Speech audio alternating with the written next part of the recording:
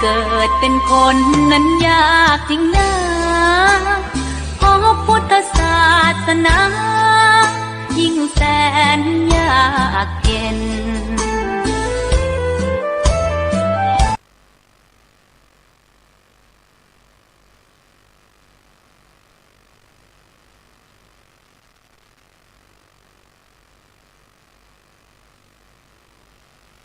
คนไทยโชคดีที่สุดแล้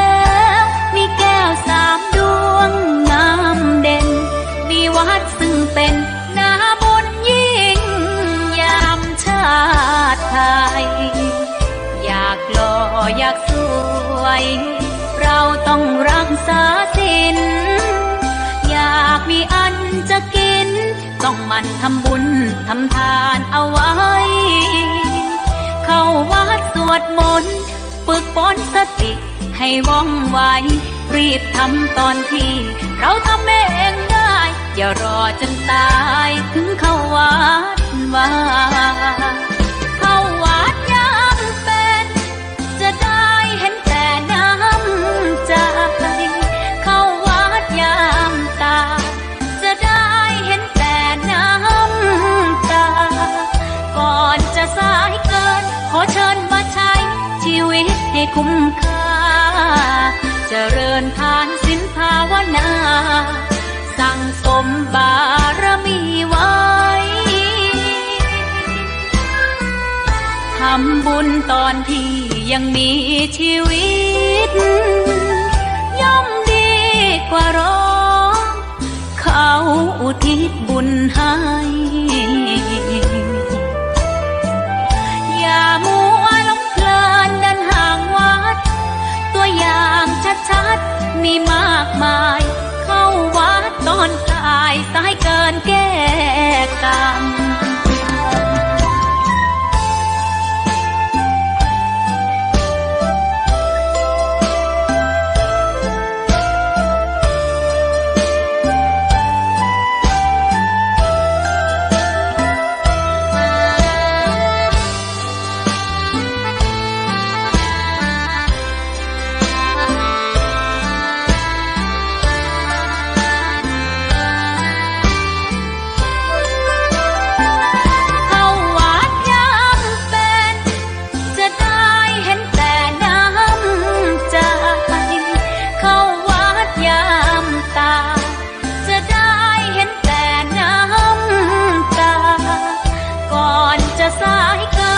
ขอเชิญมาใช้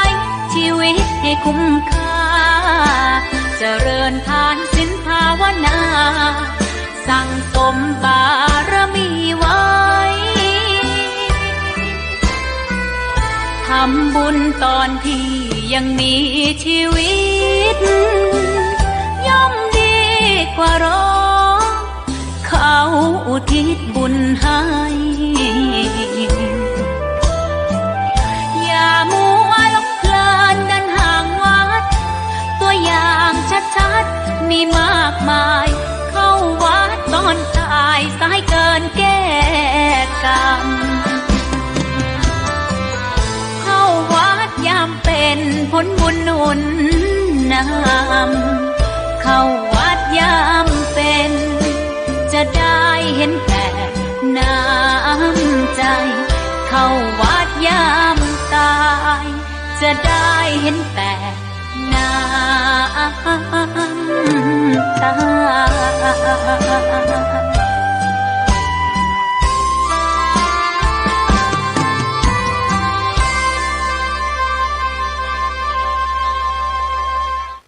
วายความเคารพพระมหาเถรานุเถระครูบาอาจารย์เจ้าทั้งหลาย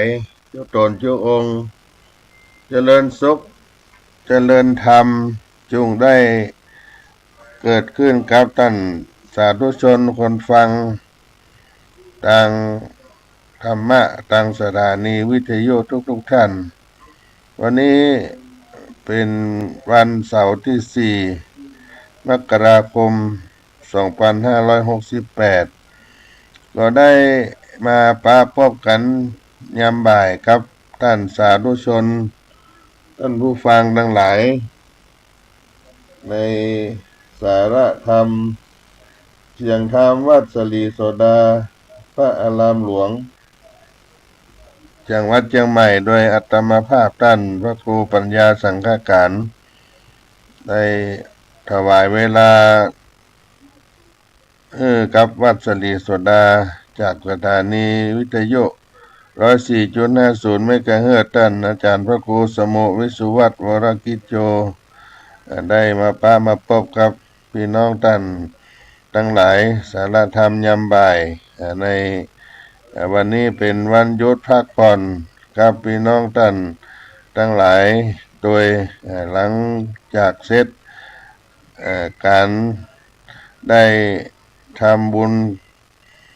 เฉลิมฉลองต้อนรับปีใหม่2568ได้ผ่านเข้ามาได้4 วันในวันนี้ก็มีความสุขอกสุขใจกันเนาะได้กินได้ทานได้ทำบุญในการเริ่มต้นที่ดีกับวิถีชีวิตของเราคือเป็นมังกรเป็นมงคลอาตมาภาพก็ได้นำเอาธรรมะที่เป็นวุฒิธรรมความเจริญความเป็นสิริมงคลเอามาป่านมาฝากกันไปแต่ว่าตัวเนาะได้เดินทางไปที่วัดสวนดอกแล้วก็ได้มีธรรมะเอาฝากกับพี่น้องท่านคนฟังทั้งหลายเป็นผู้ที่ทำรักธรรมแห่งความเจริญและก่อให้เกิดปัญญาพระสัมมาสัมพุทธเจ้าทุกพระองค์ทรงตรัสรู้ธรรมะเพราะทรงละเว้นความชั่วทำความดีที่พระองค์ได้ตรัสรู้ธรรมะได้ก็เพราะพระองค์ได้ละเว้นความชั่วได้ทำความดีการใจให้ผ่องใสดังทุ่มชีวิตเป็นเดิมพันมานับพบนับชาติมาถ้วนทำให้ในพระชาติสุดท้ายพระองค์จึงทรงสามารถกำจัดทุกกิเลสที่มักดองมานับพบนับชาติมาถ้วนหมดสิ้นไปจากจิตจากใจได้อย่างเด็ดขาดถาวร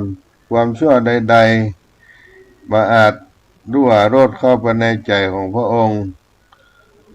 บ่ได้รั่วรดเข้าไปในใจของพระองค์ได้แม้แต่เสี้ยว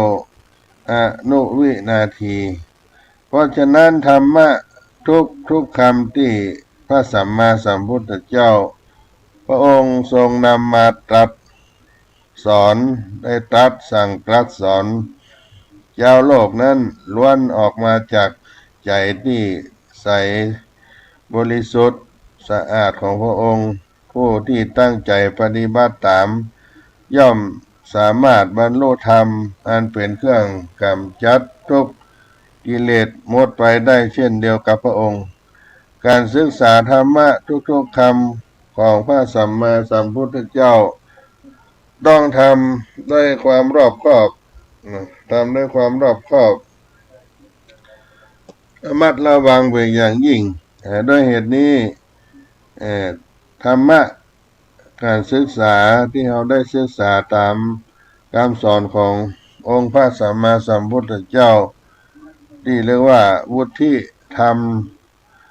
ทั้ง4ประการอันที่1คือสัพปุริสังเวสะแปลว่าครบสัตตบุรุษ2สัทธรรมัสสวนะแปลว่าฟังธรรม3โยนิโสมนสิการแปลว่าตริตรองธรรม4ธรรมานุธรรมปฏิปฏิบัติสมควรแก่ธรรมเรื่องวุฒิธรรม4ประการนั้นก็เป็นหลักการแสวงหาปัญญาให้เกิดปัญญาความรู้ในทางพระพุทธศาสนานั้นเป็นคำสอนที่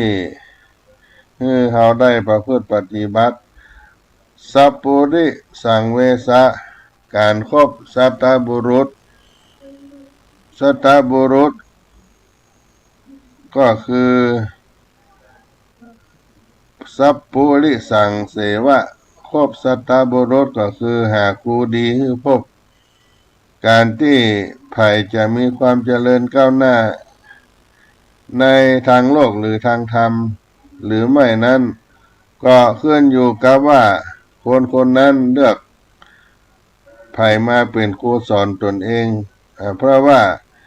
สิ่งที่น่ากลัวที่สุดในชีวิตก็คือการเลือกครูผิดเพราะนอกจากเราจะได้รับความรู้ผิดต้องกลายเป็นบุคคลที่มีมิจฉาทิฐิแล้วยังจะติดนิสัย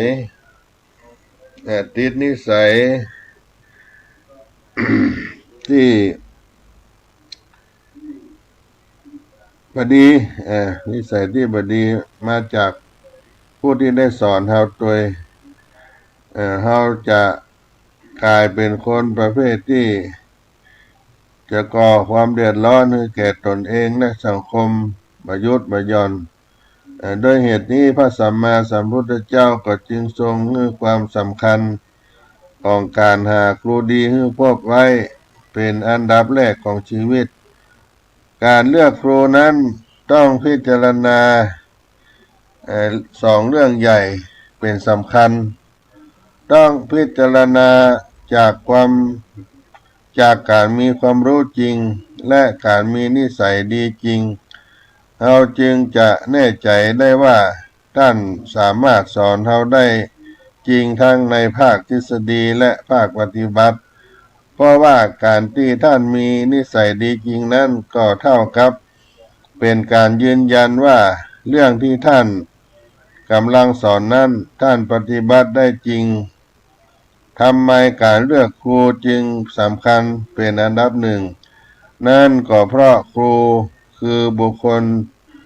ที่เป็นต้นแบบด้านความรู้ความประพฤติที่ดีให้แก่ผู้เรียนต้นแบบเป็นสิ่งสำคัญถ้าเลือกครูที่อู้จ๋า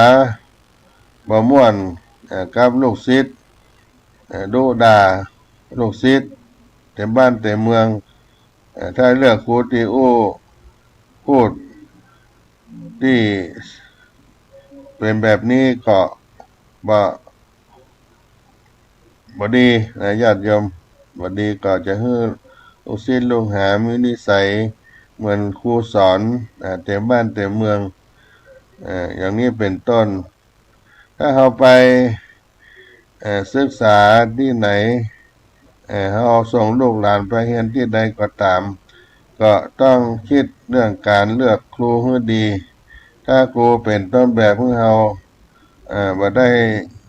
แล้วก็เสียเวลาที่เราได้ไปศึกษากับท่านเพราะฉะนั้นความเจริญหรือตกต่ำของชีวิตเราก็จะขึ้นอยู่กับครูที่ได้พบหรือไม่ก็เป็นอันดับแรกเช่นเดียวกัน2สัทธรรมัสสวนะการฟังธรรมหมายถึงฟังกรรมครูให้ชัดก็คือเขาได้พบครูดีแล้วสิ่งที่สำคัญที่2ก็คือต้องฟังกรรมครูให้ชัดอย่าให้ผิดพลาดคลาดเคลื่อนเพี้ยนความหมายเพราะถ้าได้ฟังบ่ชัดแล้วจำไปทำผิดก็จะก่อให้เกิดปัญหามากมายในภายหลังซึ่งอาจรุนแรงถึงขั้นเสียเงินเสียทองเสียชื่อเสียงหรือเสียชีวิตไปเลยทีเดียวการฟังกรรมครูให้ชัดคือฟังแล้วอย่าฟังผ่านฟังแล้วต้องได้คำกำจัดความของเรื่องนั้นออกมาอย่างชัดเจนการจำกัดความคือกำหนดความหมายที่ถูกต้องและชัดเจนทั้งในทางทฤษฎีและภาคปฏิบัติเพื่อให้ครูและนักเรียนเกิดความเข้าใจที่ตรงกันในเรื่องความหมายหลักการปฏิบัติทิศทางการปฏิบัติและผลลัพธ์ที่ได้จากการปฏิบัติในเรื่องนั้น การศึกษาเรื่องใดก็ตามถ้าครูผู้สอนบ่ให้คำจำกัดความแก่ผู้เรียนอย่างชัดเจนก็เท่ากับตกมาตายทั้งแต่ต้นทันที เพราะเมื่อคำจำกัดความบัดชัดแล้วผู้เรียนจะมีโอกาสเข้าใจผิดและความถูกต้องส่งผลให้เกิดการคิดการพูดและปฏิบัติย่อมเกิดคลาดเคลื่อนตามไปด้วยผลลัพธ์ที่ออกมาย่อมเกิดความผิดพลาดหรือทำให้เกิดปัญหายุ่งยากที่ตามมาทันทีเพราะฉะนั้นใครที่เป็นครูสอนเรื่องอะไรอย่างหรือใครที่ศึกษาเรื่องอะไรอย่างใดอันใดเพื่อป้องกันความผิดพลาดต้องเอาคำจำกัดความในเรื่องที่เรียนนั้นออกมาให้ได้ถ้าครูบ่ได้ให้มาก็ต้องซักถามครูให้เป็นถ้าครูตอบแล้วยังเข้าใจบ่ชัดเจนก็ต้องศึกษาค้นคว้าต่อไปให้ ได้เพิ่มเติมขึ้นมาเพราะฉะนั้นญาติโยมทั้งหลายเรื่องได้ฟังธรรมะก็ได้ศึกษาให้ชัดเจนและก็ยกตัวอย่างที่ว่าเรื่องบุญกุศลถ้าบุญ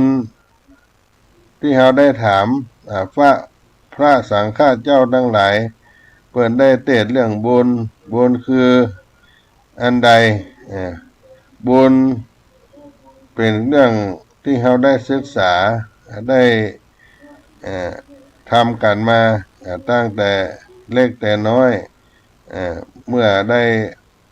ฟังธรรมะก็ต้องศึกษาธรรมให้ชัดเจน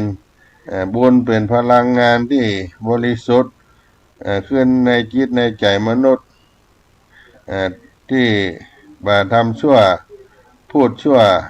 คิดดีพูดดีทำดีเป็นการเฮือตานการรักษาศีลการเจริญภาวนาเป็นต้นเพราะฉะนั้นบุญมีจริงที่องค์พระสัมมาสัมพุทธเจ้าได้ตรัสไว้ชัดเจนและทำบุญต้องได้บุญและบุญเกิดขึ้น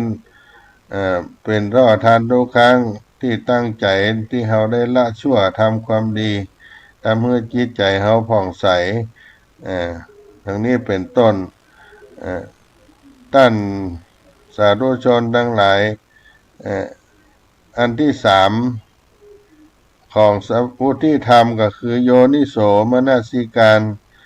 รตรีตรองธรรมะการตรีตรองธรรมะให้เราได้เกิดได้ไตร่ตรองธรรมะอันที่เราจะต้องได้ประพฤติตรีตรองของคำผู้สอนครูผู้สอนฟังคำครูชัดเจนและจะเข้าใจ คำสอนนำความรู้กลับมาไตร่ตรองเพื่อเข้าใจถึงวัตถุประสงค์ของธรรมะในเรื่องนั้นๆอันที่สี่ธรรมานุธรรมะปฏิบัติทำตามครูให้ครบเป็นการปฏิบัติตามที่สมควรแก่ธรรมที่เราสามารถนำมาปฏิบัติได้และเมื่อเราได้พบครูดีได้ฟังคำสอนนำมาไตร่ตรองจนสุดท้ายสามารถมาปฏิบัติได้จริงและหันผลได้จริงคนที่ได้ครูดีแล้วเอาดีบ่ได้ก็เพราะทำตามคำครูบอกครบเพราะถ้าทำครบผลงานที่ออกมาดีเหมือนที่ครูสอนครูให้สั่งการเรียนรู้วิธีการที่จะทำตามครูได้ครบนั้นก็มีทางก็คือต้องเอานิสัยที่ดีของครูมาเป็นนิสัยของตนขึ้นได้ยิ่งถ้าเป็นเรื่องการเรียนธรรมะแล้วต้องเอานิสัยทุ่มเทชีวิตกับธรรมะอันเป็นคำสอนของพระสัมมาสัมพุทธเจ้าเขาก็จะหันได้ว่าวุฒิธรรมทั้งสี่ประการก็เป็นขุมทรัพย์ทางปัญญาที่พระสัมมาสัมพุทธเจ้าทรงมอบไว้ให้แก่เฮาท่านทั้งหลายเพื่อเป็นหลักในการศึกษาเรียนรู้ ทั้งทางโลกทางธรรมเราได้เรียนได้รู้ธรรมะก็ถือว่าส่งเสริมด้วยวุฒิธรรมทั้งสี่ข้อนี้เป็นหลักการส่งเสริมเมื่อความก้าวหน้าเริ่มต้นด้วยการที่ได้มีครูดีผู้สอนดีแล้วก็นำมาปฏิบัติกับตัวเฮาให้ได้จริงในต้นรายการนี้ก็เอาวุฒิธรรมมาปั่นมาฝากกันครับพี่น้องท่านคนฟังทั้งหลายก่อนเดี๋ยวพักกันสักกรรมเนาะญาติโยมจะได้มามาจากกันในศาลาธรรม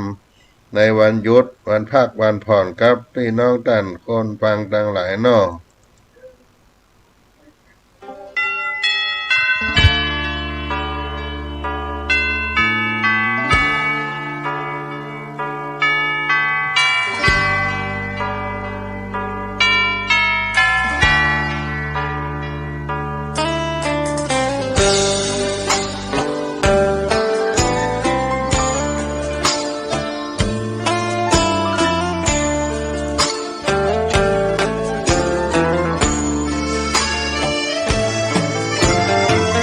เชิญชวนทุกท่านเข้าวัดเข้าวาฟังธรรมะจากหลวงตาเสริมชีวาให้สุขสดใสยึดมั่นหลักธรรม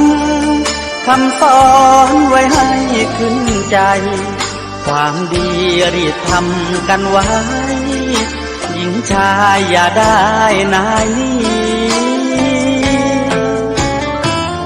เชิญชวนทุกท่านเข้าวัดเข้าวาทำบุญด้วยจิตศรัทธาบุญพาให้เราสุขีจะทำการใดนำใช้ในสิ่งดีทำบุญให้ทานวันนี้ไม่มีใครว่าใครชังสมัยก่อนประทับใจปู่ย่าตายายวันพระไม่เคยเบื่อหน่ายจำได้ไม่ลืมสักครั้งเหตุใดวันนี้มีคนเข้าวัดน้อยจังอยากให้เหมือนก่อนอีกครั้งฝากความหวังกับคนรุ่นใหม่เชิญชวนทุกท่านเข้าวัดเข้าวารับศีลรับพรหลวงตาเสริมคุณค่าให้กับจิตใจกระทำความดีเรื่องนี้ไม่ต้องอายใครว่างจากการงานเมื่อใดเชิญชวนท่านไปทำบุญ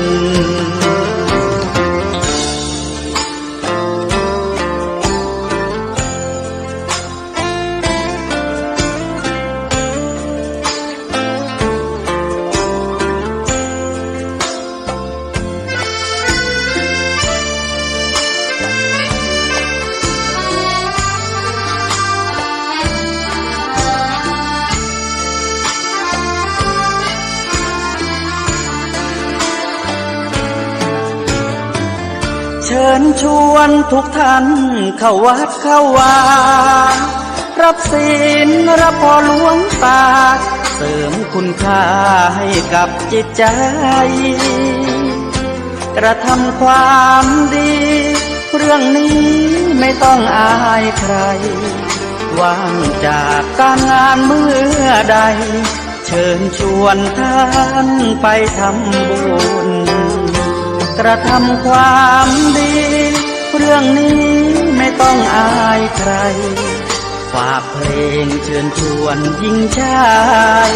อย่าอายเรื่องการทำบุญ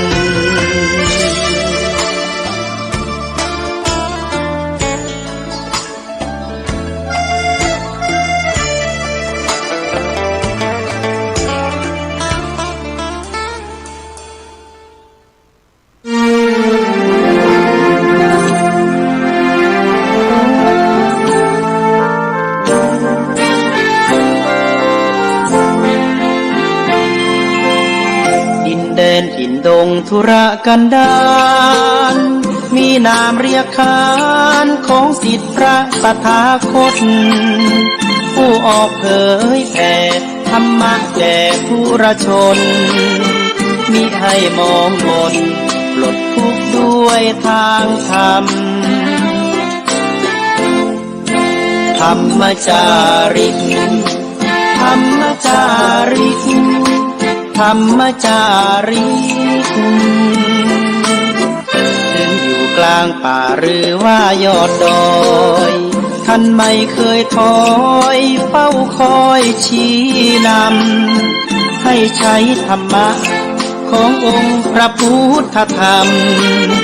ให้ใจสุขล้ำน้อมนำทำกรรมดีธรรมจาริก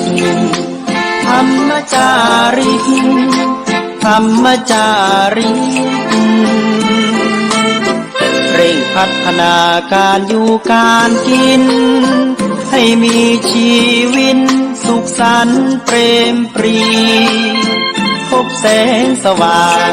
ส่องทางสร้างความดีให้มีความสุขความทุกข์หายไปธรรมจาริกธรรมจาริกธรรมจาริก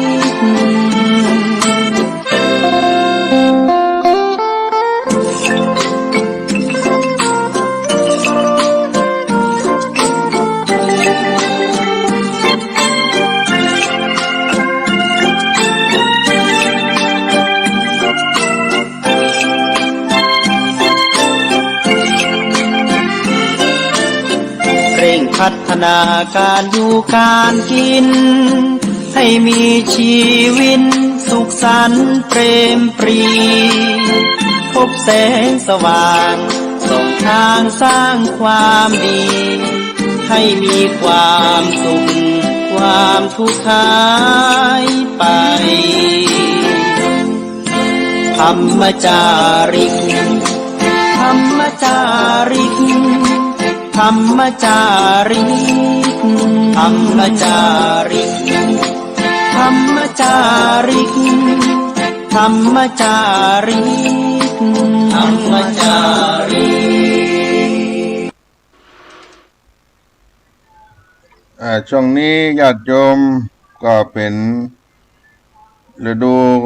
กาลหน้าหนาวล่วงเข้ามาในเดือน4เหนือ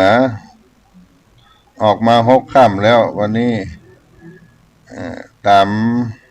ประเพณีพื้นบ้านล้านนาของเขาก็จะมีการทำบุญอีกประเพณีหนึ่งก็คือการตานหลัวหิ่งไฟเดือน4ตานข้าวจี่ข้าวหลามถวายเป็นพุทธบูชาในช่วงเดือน4เหนือก็ประมาณเดือนธันวามกราชาวล้านนาก็มีประเพณีสำคัญประจำของคนเมืองเหนือเฮาเดือน4เป็งก็คือประเพณีได้ตานข้าวใหม่ข้าวจี่ข้าวหลามหลังฤดูเก็บเกี่ยวในข้าวนาที่เฮาได้ปลูกได้ทำการเกษตรต่างคนก็มาลำนึกถึงยังบุญคุณข้าวคุณน้ำได้กินได้ทานให้กับพระรัตนตรัยได้ลำนึกถึงบรรพชนบรรพบุรุษที่ได้เป็น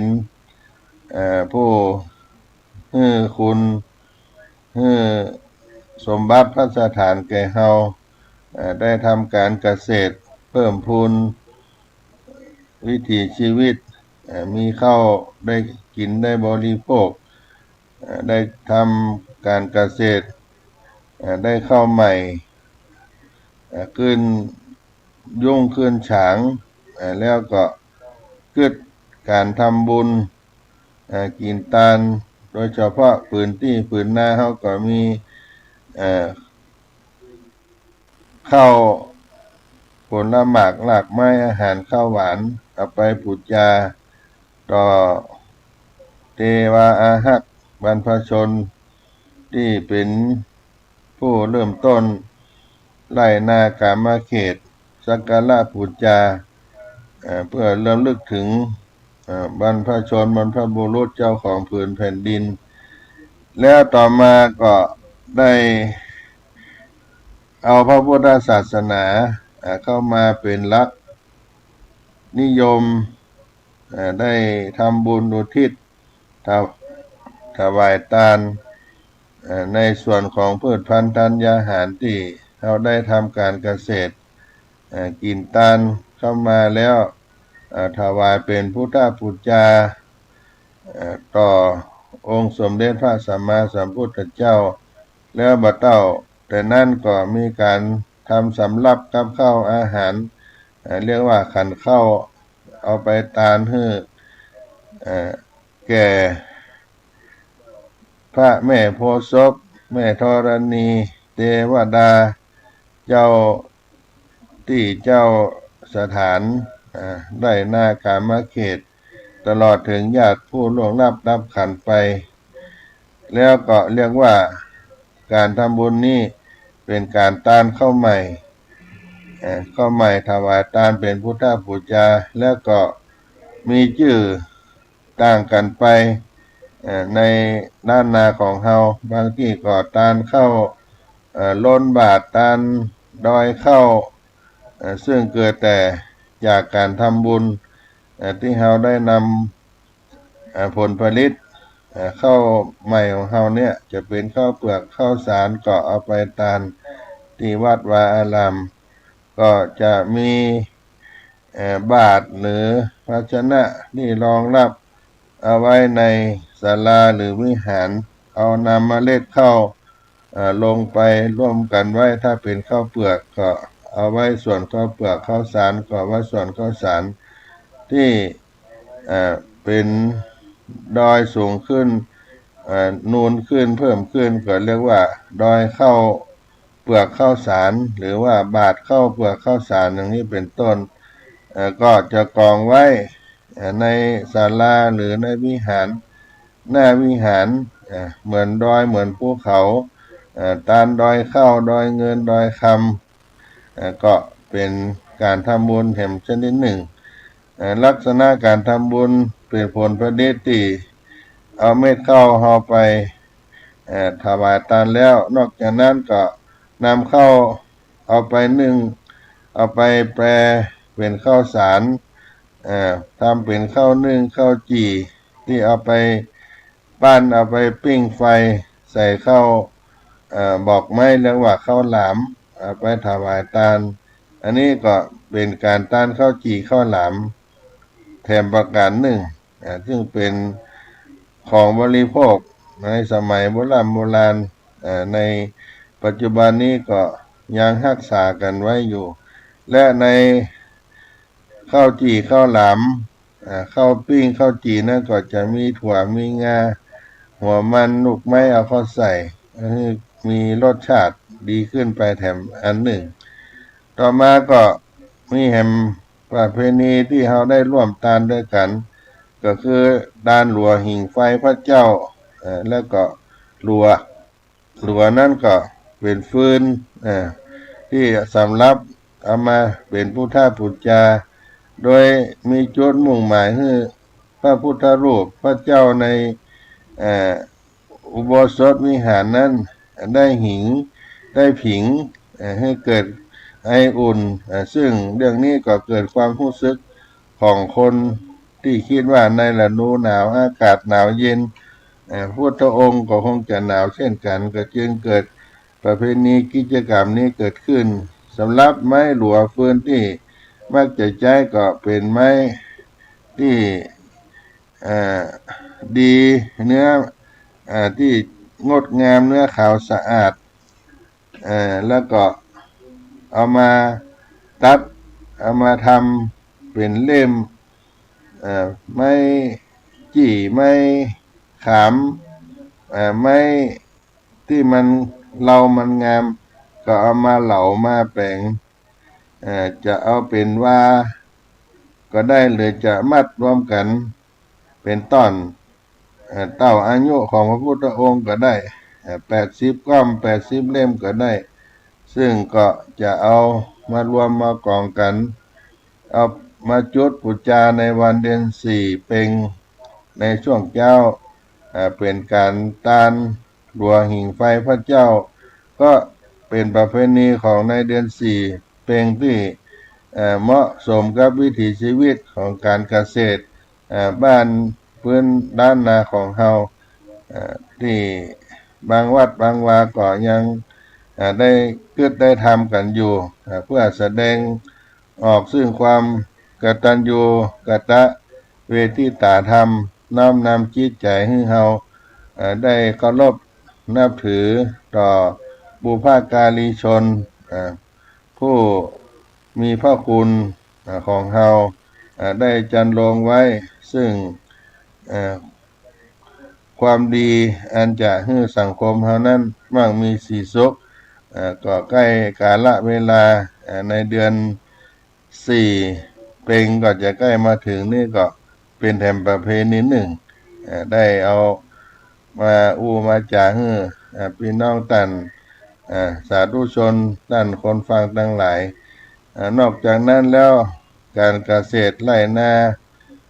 เข้ากล้าเสร็จการใช้งานคนโบราณนั้นใจสัตว์เป็นพาหนะเมื่อเสร็จการใช้งานแล้วก็มีการห้องขวัญงัวขวัญควายคนโบราณห้องขวัญเข้าเพื่อได้เรียกร้องให้เม็ดข้าวขวัญข้าวนั้นมาสถิตอยู่กับข้าวเป็นพืชพันธุ์ที่เขาได้ทำการเกษตรที่สำเร็จเสร็จสิ้นไปนี่ก็เป็นการระลึกถึงบุพบรรพชนบุพการีที่เขาได้เคารพนับถือแสดงออกถึงความกตัญญูกตเวทิตาธรรมต่อบุพการีชนเพราะฉะนั้นถือว่าเราได้ระลึกถึงผู้มีพระคุณบุพการีชนเป็นคนที่ทำอุปการะเกื้อกูลเฮามาก่อนทำอุปการะกูลเฮามา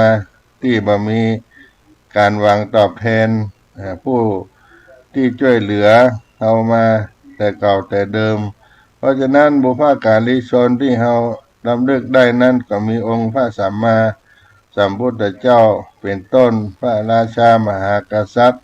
พ่อแม่ปู่ย่าตายายครูอาจารย์ผู้สั่งผู้สอนพระสัมมาสัมพุทธเจ้าพระองค์ก็เป็นบุคคลที่หาได้ยากเพราะเหตุ2ประการก็คือโดยจำนวนก็คือมีน้อยยิ่งแม้ว่าโลกนี้จะไม่ว่างจากพระศาสนาแต่การเข้าถึงพุทธภาวะตั้งเนิ่นนานและทำได้ยาก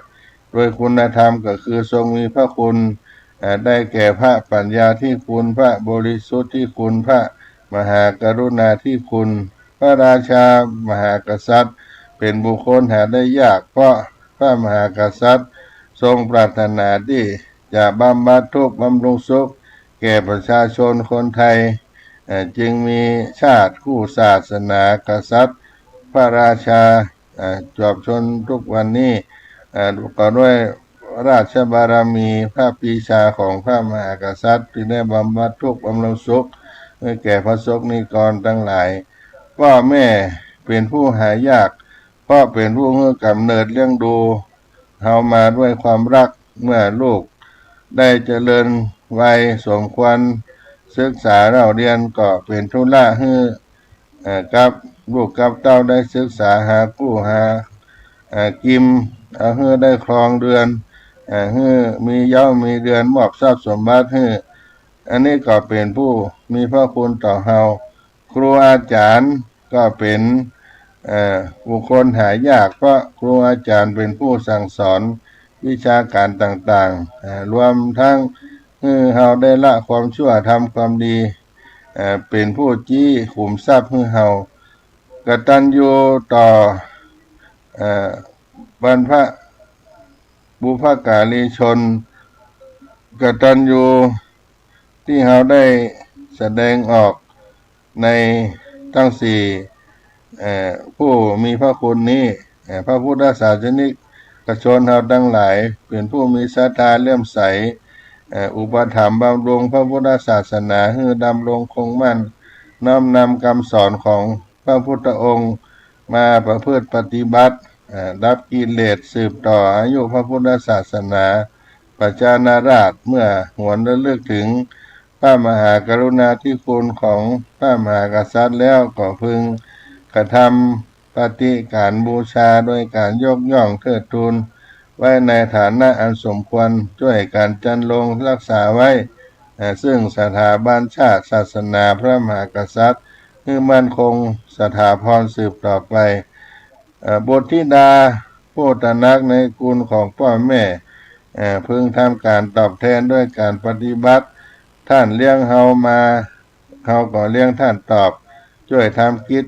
การงานของท่านดำรงสกุลไว้มาให้เสียชื่อเสียง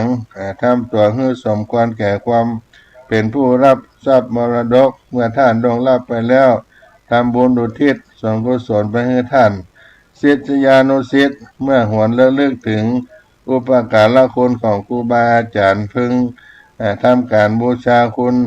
ท่านด้วยคุณธรรมได้กราบได้ไหว้เกี่ยฟังอุปถากบำรุงได้ห้ามได้เฮียนด้วยความเคารพการที่เฮาได้ระลึกถึงคุณท่านผู้มีพระคุณแก่ตนแล้วทำตอบแทนคุณท่านเหล่านั้นตามที่กล่าวนั้นก็นับได้ว่าได้เป็นคนดีมีความกตัญญูกตเวทีย่อมมีความเจริญรุ่งเรืองทั้งในหน้าที่การงานและการดำเนินชีวิตมีแต่ผู้เคารพยกย่องนับถือบูชาผู้ปรารถนาความสุขความเจริญแก่ตนก็ต้องตั้งมั่นอยู่ในความกตัญญูกตเวทีตาธรรมในบุพการีชนทั้งหลายก็เป็นธรรมะเอามาปั่นมาฝากกันในวันหยุดเล็กๆน้อยๆเอามาเล่าอู้สู่กันฟังกับพี่น้องท่านคนฟังทั้งหลายในสาระธรรมยามบ่ายกับท่าน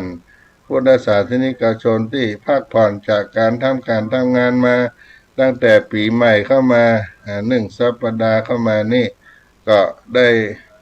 ภาคกายภาคใจได้รับธรรมะตั้งสถานีวิทยุและครูบาอาจารย์นักปราชญ์บัณฑิตเปิ้นได้เอามาก้อนใกล้เอามาแบ่งมาปั่นเฮาก็ได้เกิดปัญญานี้เกิดขึ้นเนาะ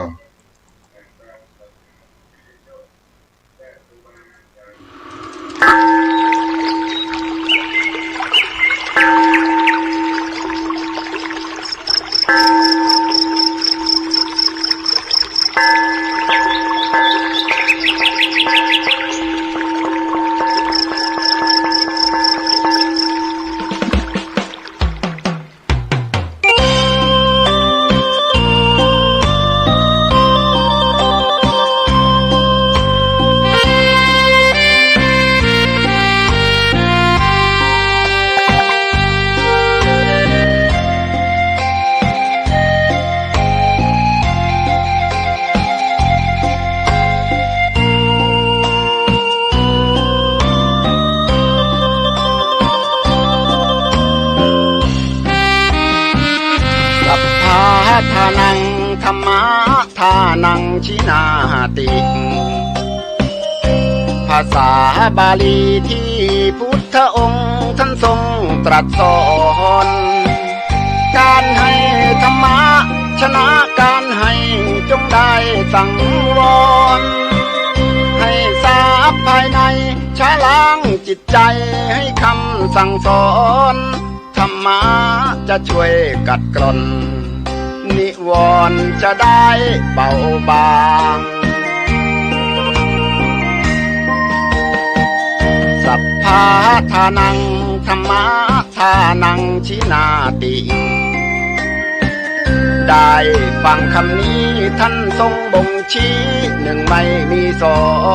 2ให้ทำเป็นทานสารต่อปัญญานำพาแสงส่อง แสงธรรมชี้นำถูกต้องรับรองท่านต้องสุขใจ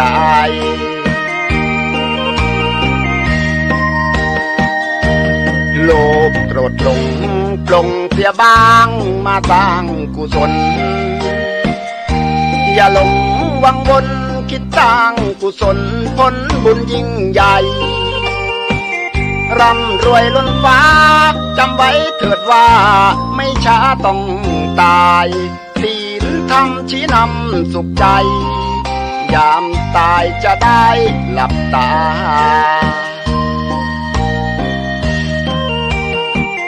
สัพพะทานังธรรมะทานังชินาติได้ฟังเพลงนี้เชิญเถิดน้องพี่อย่าได้รอช้าให้ทำเป็นทานสานต่อกุศลผลเวทนาชาตินี้หรือว่าชาติหน้าเกิดมาดวงตาเห็นธรรม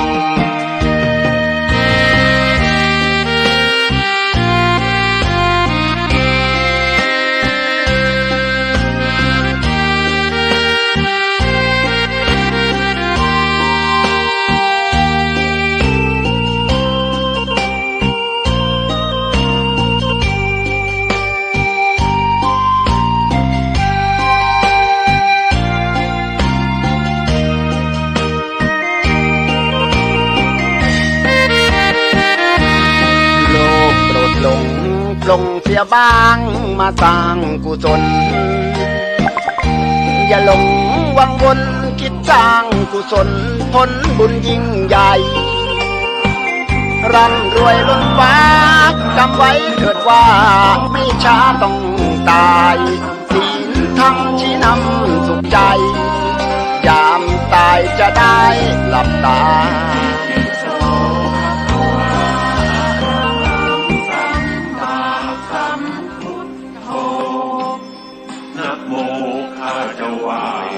จันทกุมารโพธิสัตโตกินโยด้วยขันติบารมีพระชินสีอุบัติบังเกิดเลิศล้ำเรืองรองพระสมีสีทองทับพันรังสีพระเจ้าโปรดสัตว์ทั่วโลกโลกีข้ามพ้นทุกขีพ้นด้วยบารมีอเนกอนันต์ตั้งพระเจ้าได้ตรัสเหนือรัตนบัลลังก์พระเจ้าข้ามฟังข้ามด้วยสำเภาแก้วข้ามด้วยสำเภาทองนำสัตว์ลอยล่องข้ามพ้นถึงฟังข้ามด้วยพระอนิจจังข้ามด้วยพระทุกขังข้ามด้วยพระอนัตตากุศลสัมปันโน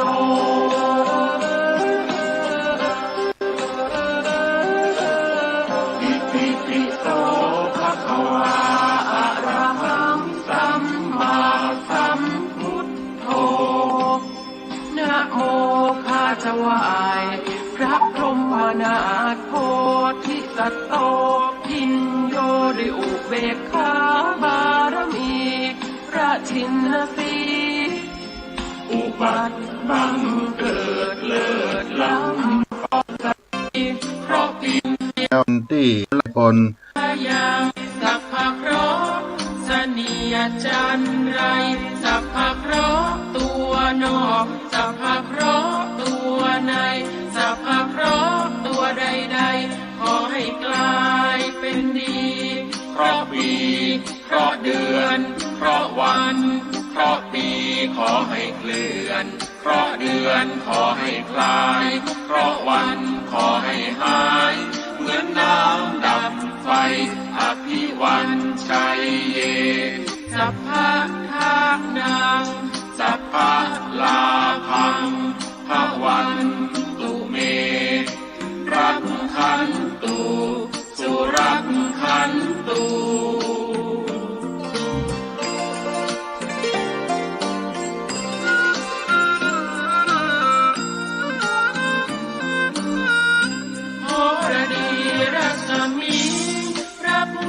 บุญนังโหรดีรัศมิงพระธรรมเมตังโหรดีรัศมิงพระสังฆานังทุกขโรคพยังวิวันชัยเยสัพพทุกข์สัพพโศกสัพพโรคสัพพภัยสัพพเคราะห์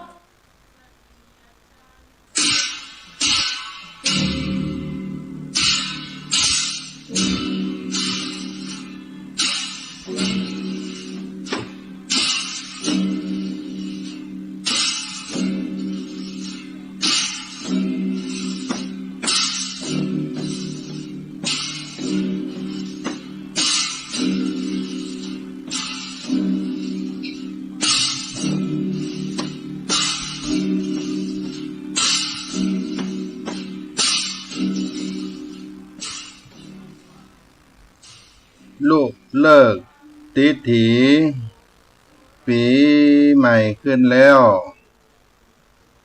ขอจุ้งผ่องแผ้วเนื้อต้านทั้งหลายนึกใดได้พร้อมน้อมได้ดังหมายอยู่สุขสบายโสดใสแจ่มหน้าโศกทุกข์ทั้งหลายอย่าหมายมาท่าผาฐานาใดก็แล้วเพื่อได้สมใจเนอนายร่างแคล้วเงินคำกำแก้วไหลมารุ่งเรืองยิ่งฟ้าใหม่มาโยธาสุขกี่จีวาเหมือนกันจู้ผู้ในคนขอถวายความเคารพพระมหาเถรานุเถระครูบาอาจารย์เจ้าทั้งหลายจู้ตนจู้องค์เจริญสุขเจริญธรรมมหามุลสธาสาธุชน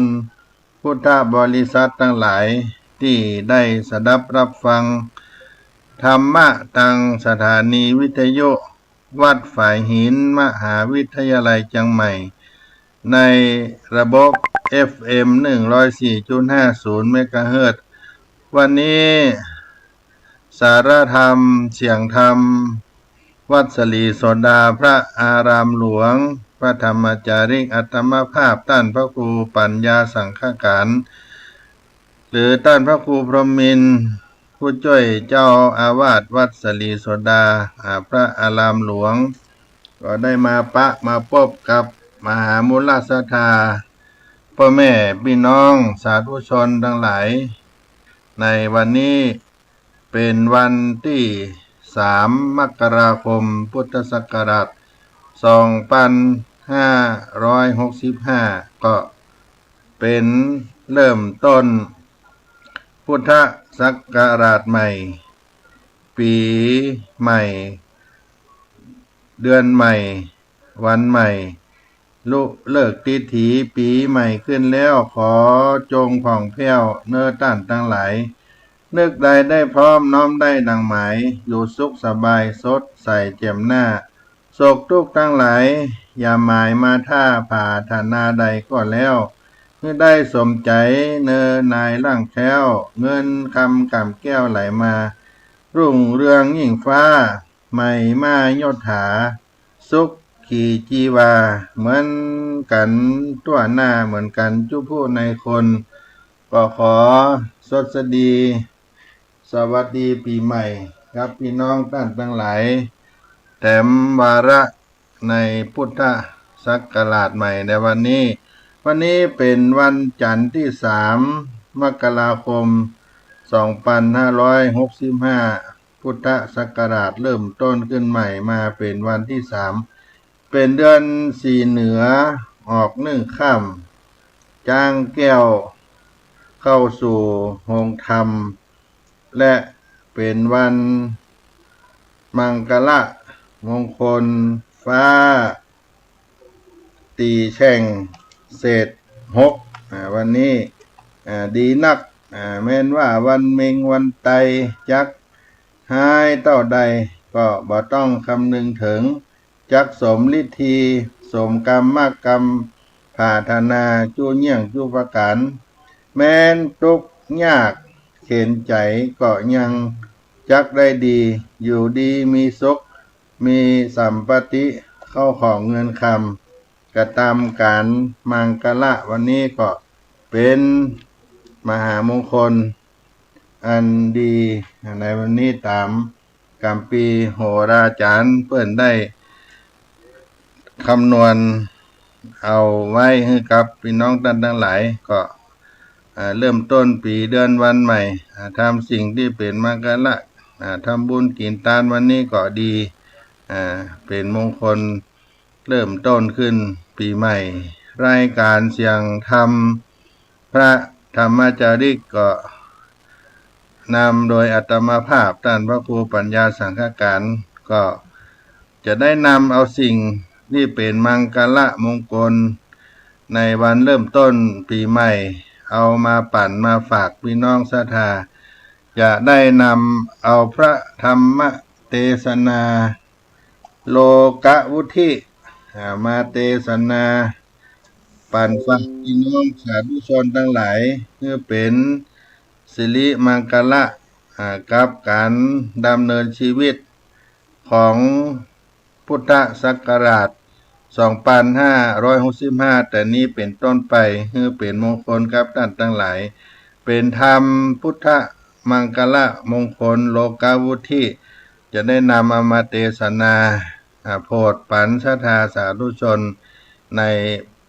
ภาคบ่ายในวันนี้ก่อนที่จะได้สดับรับฟัง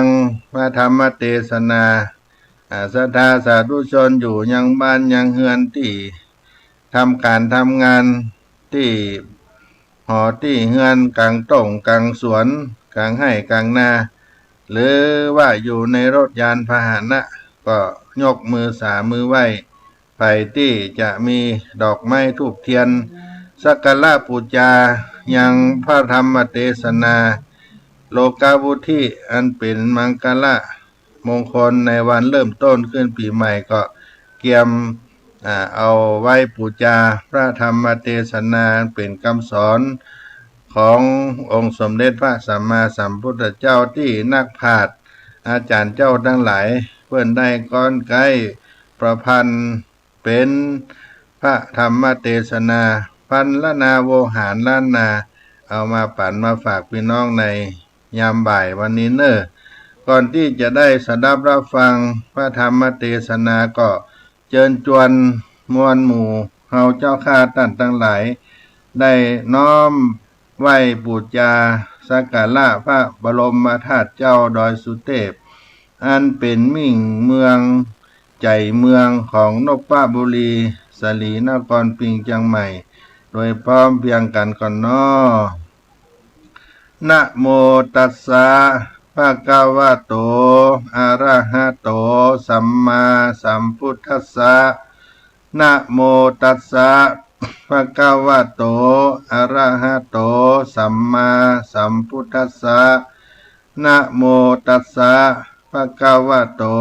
อะระหะโตสัมมาสัมพุทธัสสะปัญญาวาอัสสมิงเยวะจันติมาอิวะทารายัง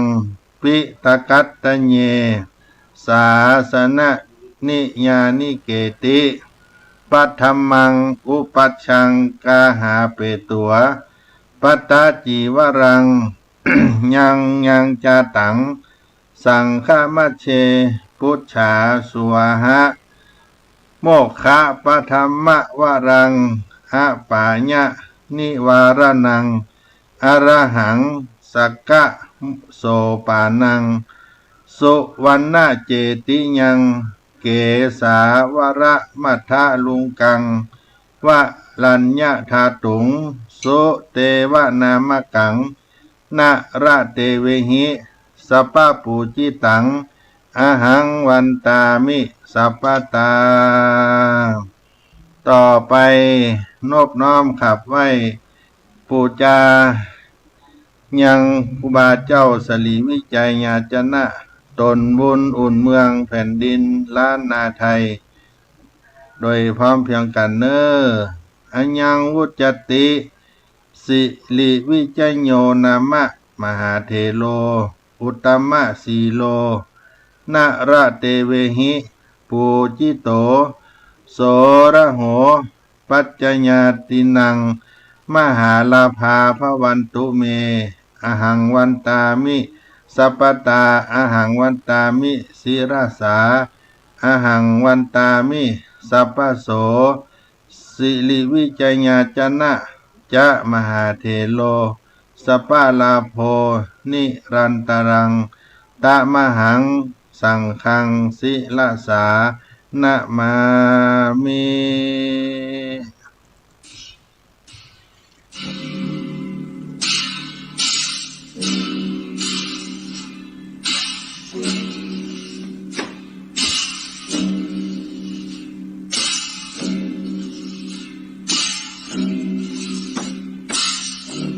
ไปจะได้นำเอาพระธรรมเทศนาโลกาวุธิเป็นธรรมมงคลเพื่อความเจริญรุ่งเรืองในวันเริ่มต้นวันเดือนปีใหม่เริ่มต้นพุทธศักราชใหม่เพื่อเป็นใจญามงคลแก่สาธุชนทั้งหลายพร้อมกันนี้จะให้พี่น้องทั้งหลายได้นอบน้อมขับไหว้มีดอกไม้ธูปเทียนข้าวตอกดอกไม้ได้บูชาสักการะก็บูชาสักการะกันได้เน้ออาตมาภาพจะได้เทศนาธรรมมงคลนั้นเป็นใจญะความรุ่งเรืองความเจริญให้แก่สาธุชนท่านทั้งหลายในโอกาสกาลบัดนี้มหาพรหมเลยตาโอมหาพรหมตนเป็นใหญ่ในฝากฟ้าชื่อสหัมปติต้านก็มาไหวนาลงมาสู่โลกโลกี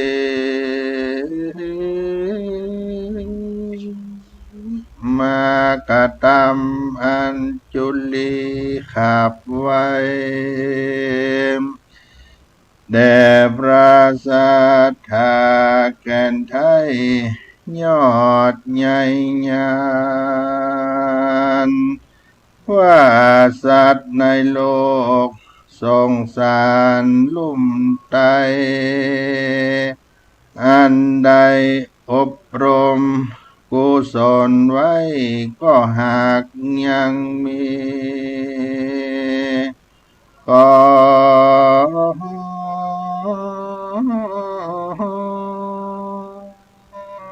เชิญพระ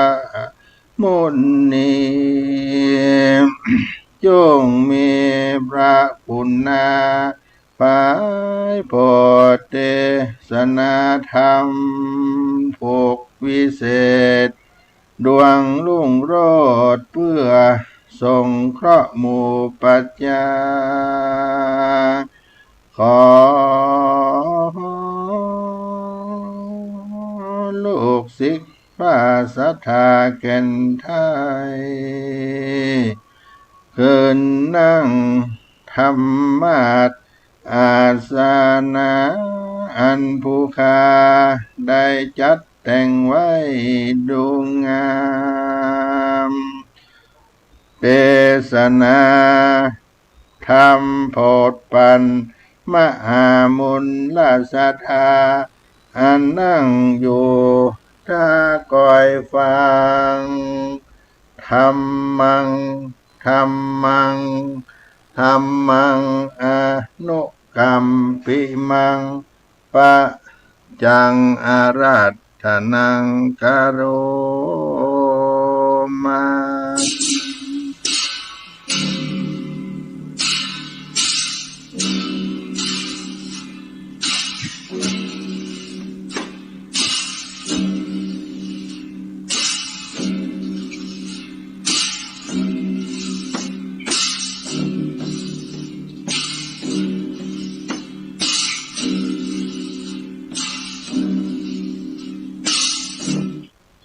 นะโม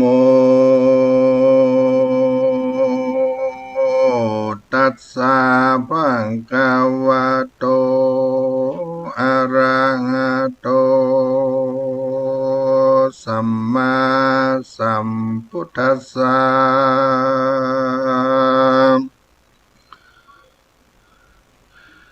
พุทโธเสโทติโลกัสสมิงสัพพะสัตตาหิตังสังสาราปันธนังสิโนอาหังวันตามิสัมปัตตาพุทโธว่าพระพุทธเจ้าเสโตตนพระเสติโลกันสามิงกว่าโลกตั้งสามการโรติก็กระทำหิตังเป็นปัญโยจันนาสัพพะสัตตานังแก่สัตตโลกตั้งมวลสังสาราปันธนังสิโนอันติดอยู่ในโลกสงสารมักว่าเป็นดังเชือกผูกไว้บ่รู้ใดถึงนิพพานเต้ามีแต่สัมปัญโยพระพุทธเจ้าหากได้มั่งเสียยังเชือกเล็กอันมัดไว้นั่นแลอาหังอันว่าข้าวันตามิก็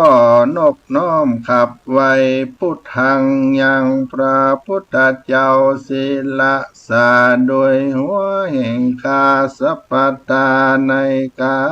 ลจุเมื่อแลเยจันนาอันว่าคนต่างหลายฝูงใดก็ดีแม้นว่าสมณะพราหมณ์ตนใดตนหนึ่งก็ดีและได้เอาพระพุทธเจ้าเป็นที่จังตีเปิ้งด้วยบทว่าพุทโธเสทโธสุมาโนกาหัตโธส่วนอันว่ากาหัตและนักบวชต่างหลายฝูงนั้นก็จังได้พ้นจากทุกข์โทษต่างหลายในปัจจุบันนะหันตอนนาตันตาและอนาคตะไปนาจันแลธัมโมมหาโครัตนาติโลเกสังสารันโตปิตาราญิสาราตวาธัมโมอันว่าพระสัทธรรมเจ้าอันใด84,000 ขันธ์สวากาโตอันว่าพระพุทธเจ้าเทศนาไว้ดีนักมหาเมโครัตนาหากเป็นแก้วดวงฟ้าเสดยิ่งนักอันนำเอายังสัตตโลกตั้งมวลพ้นและถึงฝั่งสมุทรสากรกำนาคือเวียงแก้วเนรปานอันบ่รู้เท่ารู้ตายนั่นแลโยปุกาโลอันว่าปุกาลาผู้ใดมีใจใส่ศรัทธาเอาพระสัทธรรมเจ้าโดยบทว่ามหาเมโครัตโนติโลเกสังสารันโตปิวาลยังสัมปัสสัตตนาวาอัปปามัตตังปันนามามิธัมมัง อาหังอันว่าคาวันตามิศิลาสาสัพพตาดังนี้ไปใจก็จักพ้นจากกังวลอนตราย ตั้งแต่ปัจจุบันนะอันนี้และอนาคตะไปนาทลาบต่อเต้าถึงนิพพานเจ้าแต่ดีลิบอยาจาเลนาสังโฆวิสุทโธวลาตาคินโยสันเตนตะลิโยสัปปะมาลาปาหิโนกุณเนหิสมิธิปันโตอนาสาวโวตังปันนะมามิสังฆังสังโฆอันว่าพระสังฆเจ้าอันบริสุทธิ์ประกอบโดยศีลสมาธิปัญญาเป็นสาวกะแห่งพระพุทธเจ้าแลอาหังอันว่าคาวันตามิก็ไว้ยังสังฆังยังพระสังฆเจ้าอันหาที่สุดบ่ได้เสลสาโดยหัวแห่งคาโยจาพุทธันจาธรรมันจาสังฆันจาสาลานังกัตโตอาหังอันว่าข้าก็ถือเอายังกุลพระพุทธเจ้าพระสัทธรรมเจ้าพระสังฆเจ้าว่าเป็นที่เปิงแก่ข้าแต่และอิมังโลกังอันว่าโลกอันนี้มนเจสามิจุงจักปล่อยพ้นยังสัมปาทุกตังมวลเยนะราอันว่าคนตั้งหลายฝูงใดแลได้ฟังธรรมคำสอนแห่งพระพุทธเจ้าอันชื่อว่าโลกวุธีดวงผาเสดนี้ก็หากจากสมฤทธิเป็นดีโดยเข้าของเงินคำแก้วแหวนแสนสิ่งจ้างมามิ่งคาคนมนเทตั้งมวลมากนะจันแลเตจันนาอันว่าคนตั้งหลายฝูงนั้นก็จังประกอบไปโดยอาลิญาทานาตั้งเจตประการคือว่าสัทธาทานังศีลาทานังหิริทานังโอตตปปาทานังสุตตะทานังจากาทานังปัญญาทานังเอเตทานังอันว่าเข้าของพวงนี้ก็มีแก่ปุกละผู้ใดเข้าของต่างหลายต่างมวลนี้มีแก่ปุกละผู้ใดก็หากจักจำเลินแก่ปุกละผู้นั้นจะแลโยปุกโลอันว่าปุกละผู้ใดได้ฟังธรรมอันชื่อว่าโลกาวุธิเจ้าดวงผาเสดนี้ก็บ่หอนจังมีอายุมินสานสักภาวะจัดจันเลโยปุกโลหันว่าปุกละผู้ใดมีใจศรัทธาได้เต็มได้เขียนก็ดีได้ฮือต้านผู้อื่นเต็มเขียนได้ปูจาเอามา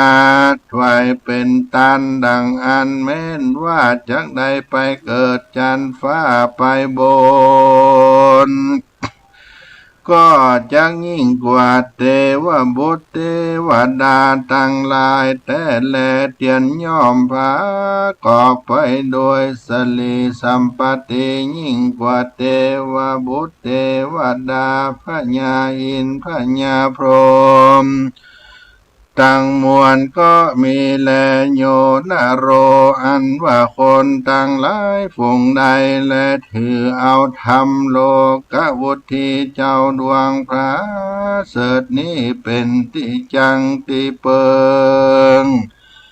โดยบทว่าพุทโธเศธโธเดโลกาสมิงดังนี้ไปจุข้ามเจ้าเอาเป็นกรรมฐานคนผู้นั้นก็จาง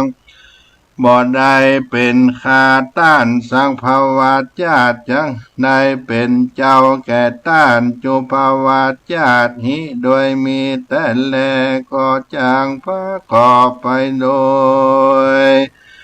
สัมปันนาลังสีตั้งหกประการและจังหือต้านจมชื่นยินดีแก่เรานั้นจามสถานอันว่าสัมปันโยพระพุทธเจ้าอาหาก็กล่าวยังคาถาอันนี้ยะติตังสุขังโลเกปัจจังคัมโมพระวิสัตติสังกาเตนะกุสเลนะมะยังสวัมหาเสดังนี้ภิกขเวโดลาภิกขุทั้งหลายญาติตังมักว่าอิตังยังอิตังปุกาโลอันว่าปุกาละผู้ใดมักว่าใครเถิงสุขในโลกนี้โลกหน้าจริงจะขอโดย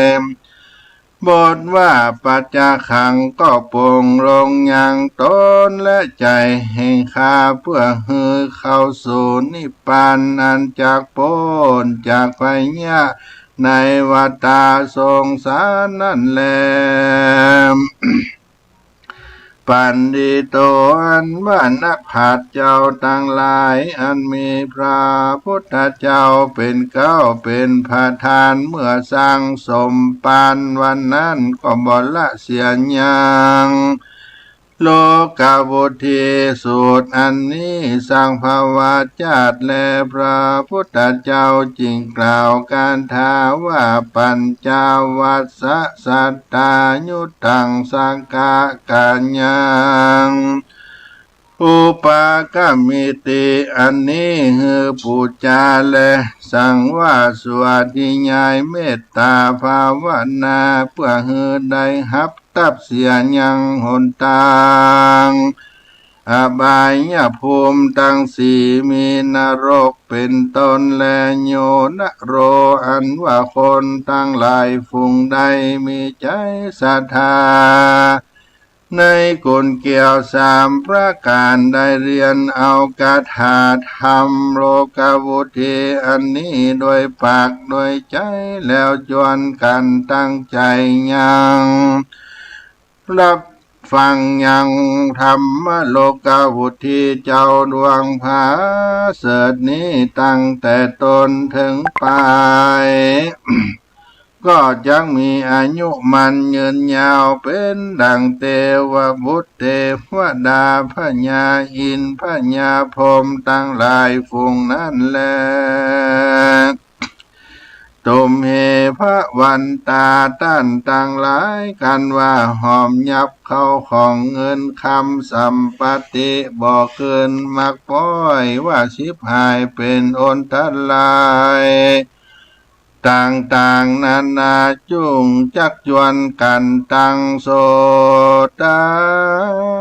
ภาษาฟังธรรมโลกวุธีดวงอันพระเสริฐนี้โดยใจอันอ่อนน้อมนบคบยามก็จักได้พ้นเสียยังพยะกังวลอนตลายตั้งมวลและหายจากโลกาเปียที่ตั้งมวลแม้นว่าจักนี่ล้อมเข้าของเงินคำสัมปติก็จักมั่งมูลต้นเต้าได้อยู่ดีมีสุขคำโจวลาพุทธศาสนาไปใจตั้งแต่ปัจจุบันชาตินี้ตลาบต่อเต้ามหาเนลปานจะแลมอันว่าธรรมโลกวุธีดวงพาเสดนี้จะอันนักผาดเจ้าตั้งหลายหากก้อนเอาออกมาในอภิธรรมาเ ปิตกาวุธิมานั้นเพื่อโพดยังสัตว์โลกอันคนต่างหลายอันมาบังเกิดโดยพยาอนตรายตั้งหลายตั้งมวลในโลกนี้แล โลกาวุธิสุดตังนิติตังขีญาสังวันนันนามจะโดยโลกาวุธิสูตรอันพระพุทธเจ้าหากได้เทศนาให้แก่พญาปเสนาติโกศลราชาก็บังกมสมเด็จเสด็จสาธุสาธุสาธุ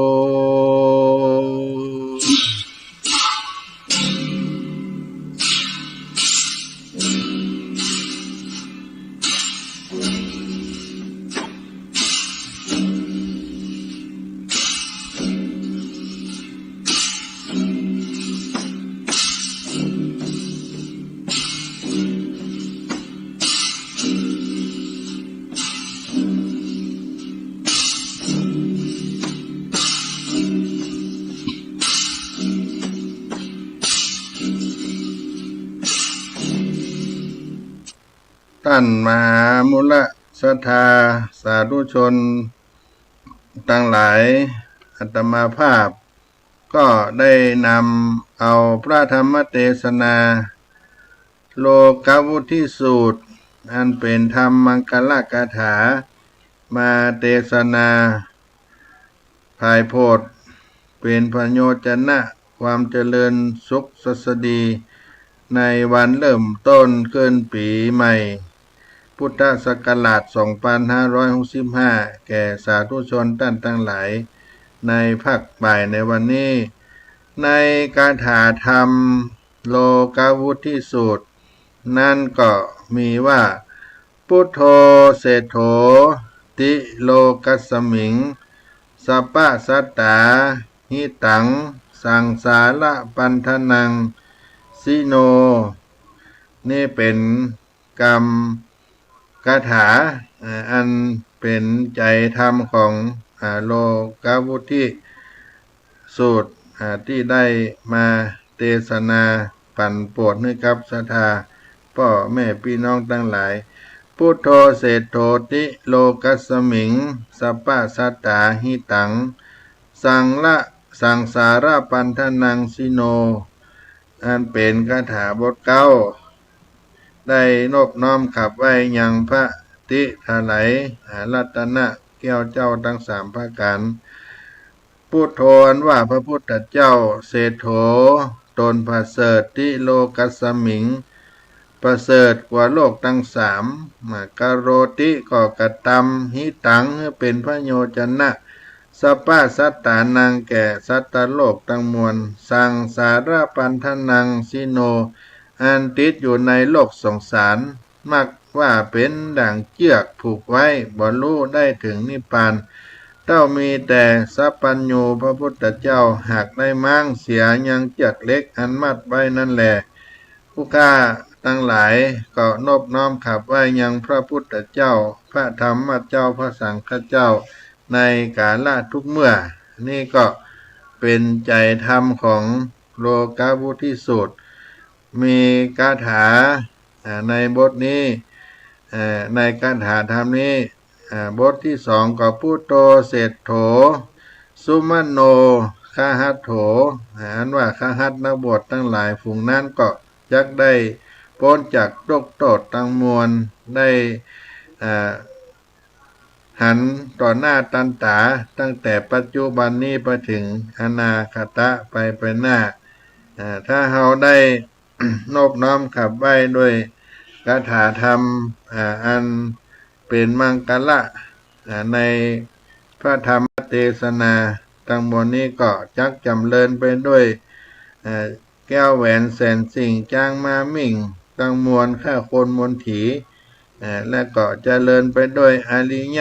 ทรัพย์ทั้งเจ็ดประการก็คือศรัทธาทานังศีลทานังหิริทานังโอตตัปปะทานังสุตตะทานังจาคะทานังปัญญาทานังทั้งเจ็ดประการเอเตทานังเข้าของทั้งหลายฝูงนี้ก็มีแก่ปุคละผู้ได้จำเริญได้นอบน้อมขับไว้ยังกุลพระแก้วเจ้าทั้งสามประการก็ประกอบไปด้วยสัมปติเข้าของสัพพะเยี่ยงจุอันเตบวุตเตบดาอินตาพรหมก็ปกปักรักษาด้วยธรรมโลกาวุธิสูตรเจ้าดวงประเสริฐนี้พุทโธเศรษโธติโลกัสสมิงก็ล่ำเปิงไปจุข้ามเจ้าเอาเป็นกรรมฐานพุทโธเศรษโธติโลกัสสมิงสัพพะสัตตาหิตังสังสารปันธนังสิโนก็เอาเป็นกรรมฐานไปใกล้ๆพุทโธเศรษโธติโลกัสสมิงก็เอาไว้เป็นหัวใจโลกาวุธิสูตรให้แก่พี่น้องศรัทธาสาธุชนทั้งหลายในธรรมนี้ก็กล่าวว่าโยนะโลปุคละผู้ใดได้จำเริญเคารพครบยำพระแก้วเจ้าทั้งสามได้ฟังธรรมโลกาวุธิสูตรนี้ก็มีอายุมั่นยืนยาวเป็นดังเทวบุตรเทวดาอินตาพรหมตั้งมวลในฝูงนั้นทั้งหลายฝูงนั้นและก็จะได้ลิลอมเข้าของเงินคำสัมปติได้การกุ่งรุ่งเรืองพ้นจากความชิบหายอนตรายต่างๆนานาสัมปติเข้าของกะมั่งมุนตุนเต้าได้อยู่ดีมีสุขตุนเต้าโดยเข้าของเงินคำได้กำจูวละศาสนาไปใจ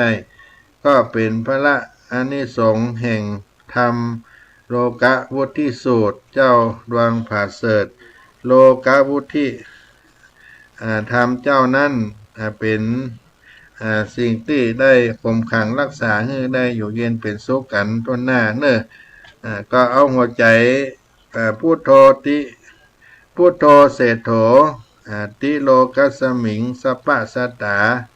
หิตังสังสารปันธนังสิโนก็เอาเป็นคาถานบน้อมขับไว้เป็นกรรมฐานภาวนาไปใจก็จักได้เป็นพลานิสงส์กับเฮาท่านทั้งหลายได้นำเอามาปั่นมาฝากพี่น้องศรัทธาสาธุชนทั้งหลายในโลกาวุธิสูตรโลกาวุธิสูตรทำอันดวงอันประเสริฐชีวิตคนเฮาจะสมบูรณ์แบบมีชีวิตที่สมบูรณ์แบบในมุมมองของแต่ละคนนั้นก็จะมีความหมายที่แตกต่างกันไปบางคนก็คิดว่าความสุขจากทรัพย์ความสุขจากทรัพย์ที่เฮามีก็คือความสุขที่ทำให้ชีวิตสมบูรณ์แบบบางคนก็คิดว่าชีวิตที่เต็มไปด้วยความเสียสละนั้นคือความสมบูรณ์แบบในชีวิต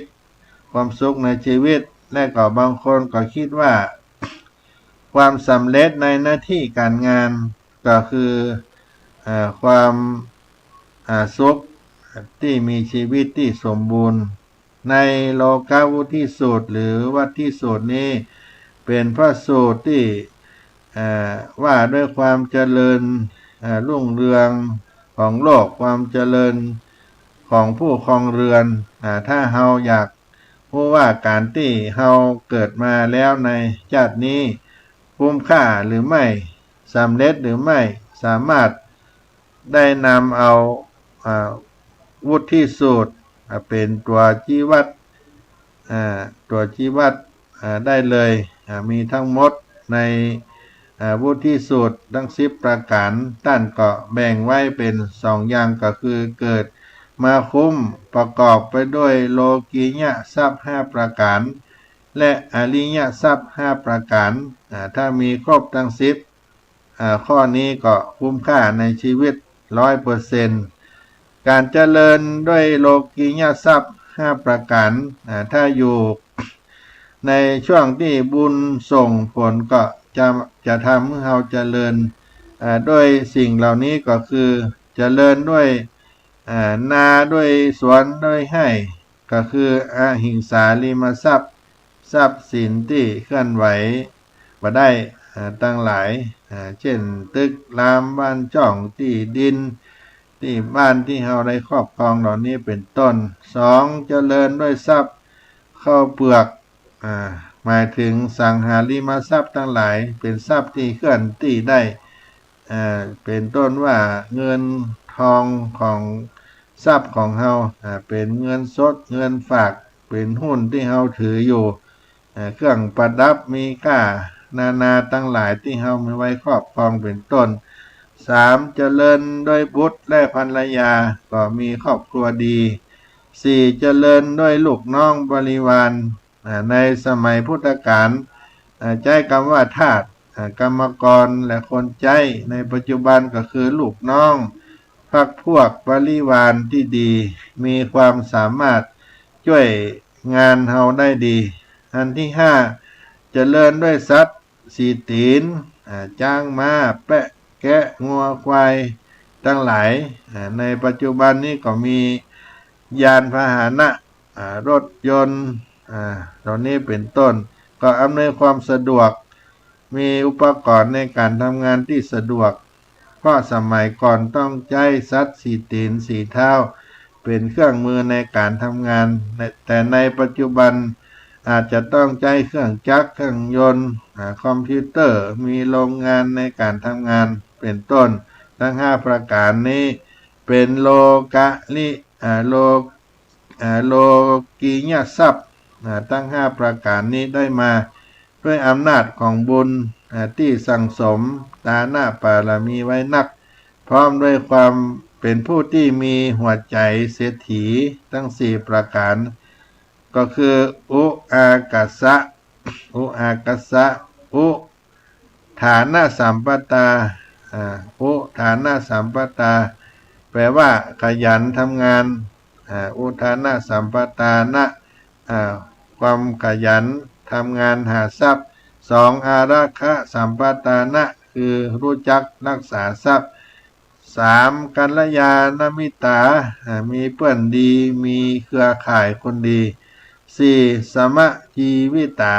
ใจทรัพย์พอสมตัวสมเนื้อสมตัวของเฮาในสมัยโบราณเปิ้นจะทำบุญที่เป็นมงคลขึ้นเฮือนใหม่บ้านใหม่เปิดร้านใหม่สถานที่ราชการงานที่เฮาสร้างใหม่ได้แปลงใหม่อย่างที่เป็นสิ่งที่เฮาทำขึ้นมาใหม่เหล่านี้ก็จะนิมนต์พระสงฆ์ไปประกอบพิธีทางพระพุทธศาสนาพระสงฆ์เปิ้นก็จะฮื้อหัวใจเศรษฐีอุอากาสะอุฐานะสัมปทาอัลลกะสัมปทานกัลยาณมิตาสามารถจีวิตาอุอากาสะก็เป็นคาถาที่ให้โยมได้ท่องขึ้นใจญาติโยมก็รู้ว่าเป็นหัวใจรู้สึกว่าเป็นสิ่งที่เป็นมงคลพระสงฆ์เพิ่นก็จะลงเป็นอักขระเป็นยันเอาไว้ในสถานที่อาคารเพื่อเป็นสิ่งที่รำลึกอันที่จริงแล้วสิ่งที่ทำว่าเป็นมงคลเป็นคาถานั้นก็ย่อมาจากอุฐานะสัมปทานคือขยันทำงานหาทรัพย์ถ้าเฮาบ่ขยันทำการทำงานก็ทรัพย์สินก็บ่มีมาเป็นต้นก็เป็นหัวใจเศรษฐีข้อที่ข้อนี้คนต่อไปก็จะฮู้กันอยู่แต่นึกว่ามีแต่ข้อเดียวข้อไหนที่ขยันทำงานแล้วคนไหนที่ มันการมันงานขยันทำงานหันว่ายังบ่รวยก็เพื่อไปตรวจดูว่าอีก3ข้อที่เหลือ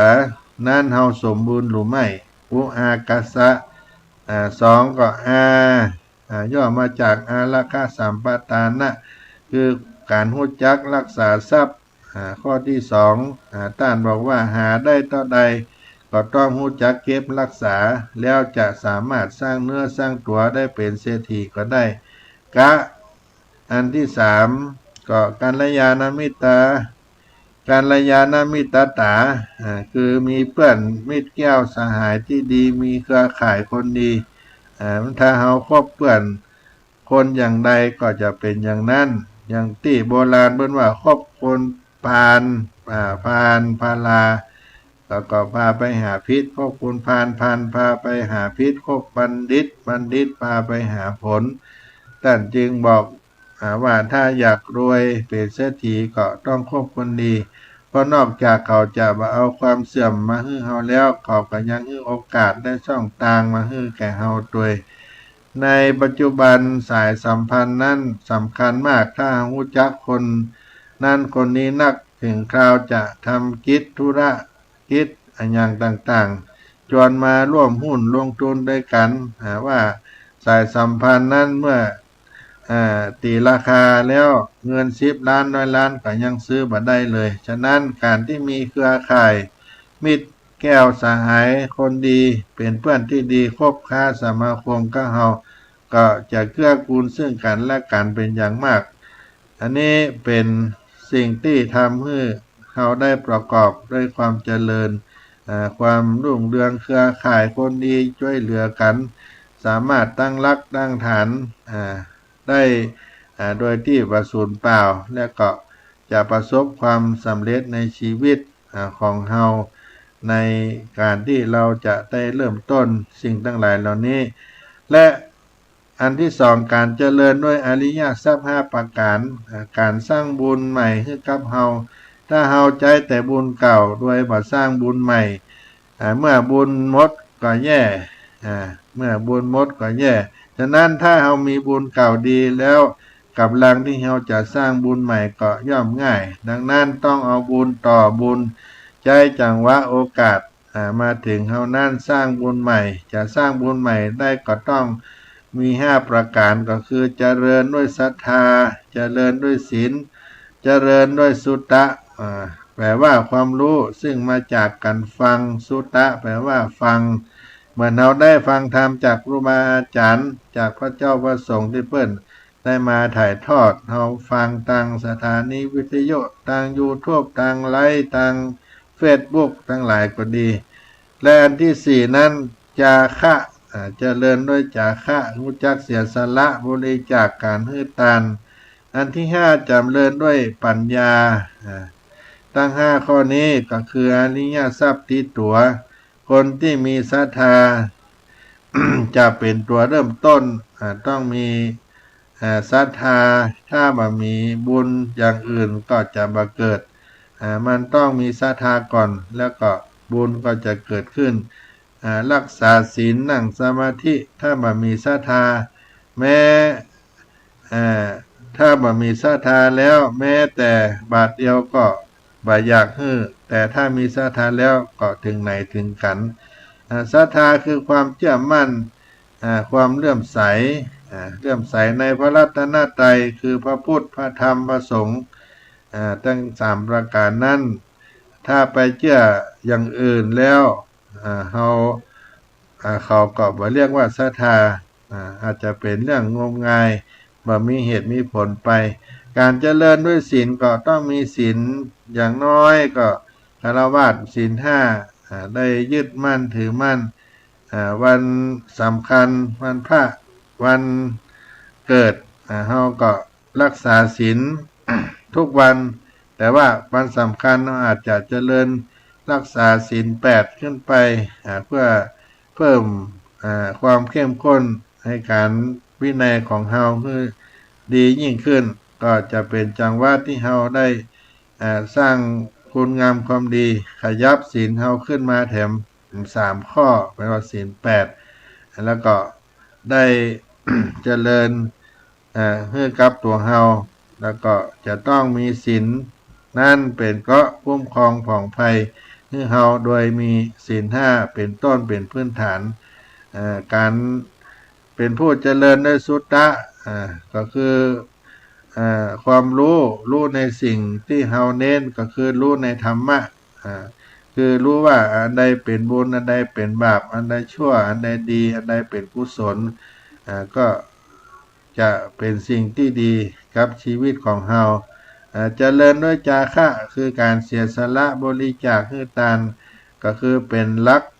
การสละทรัพย์สิ่งของเป็นทานหรือว่าสละอารมณ์ที่บดีคือเป็นทานก็ตามอารมณ์โกรธต่างๆที่เฮามีก็เก็บไว้ในจิตในใจก็สละมันออกไปสิ่งนี้ก็เป็นอริยทรัพย์ที่ตัวเฮาเป็นตัวบุญที่เฮาสั่งสมในพระพุทธศาสนาที่ถูก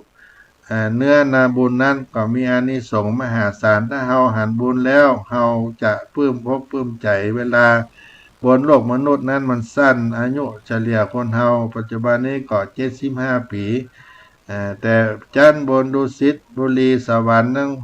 สี่นั่นอายุไขของเทวดานางฟ้าเท่ากับ576 ล้านปีเมื่อเฮาทำความดีบุญส่งสู่สวรรค์ก็มีความสุขที่เป็นทิพย์มีรูปร่างหน้าตาวันณะผิวพรรณสวยสดงดงามมีอายุไขได้ยืนยาวเกิดขึ้นกับเฮาถ้าเฮาได้ทำสิ่งที่เป็นมงคลในชีวิตของเฮาสิ่งทั้งหลายเหล่านี้เฮาได้ทำได้สร้างก็เป็นมังคละครับตนกับตัวเฮาไปวันนี้ท่านทั้งหลายได้สดับรับฟังพระธรรมเทศนาโลกวุฒิสูตรนั้นเป็นมังคละมาปั่นมาฝากพี่น้องศรัทธาสาธุชนทั้งหลายในรายการเสียงธรรมพระธรรมจาริกได้ปั่นได้ฝากพี่น้องทั้งหลายแล้วก็นำเอาพระธรรมมาสาธยายขยาย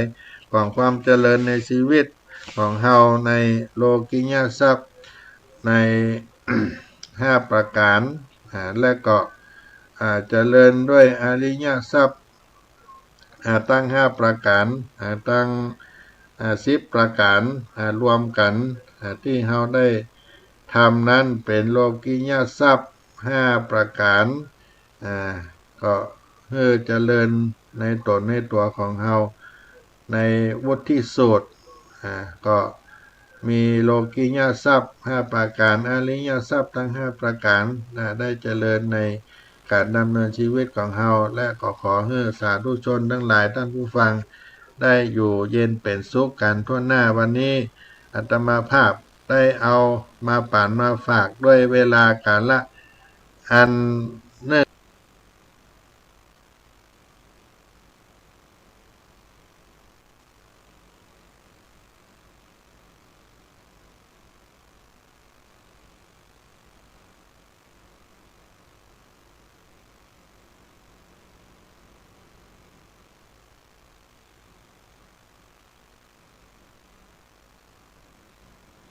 1 ชั่วโมง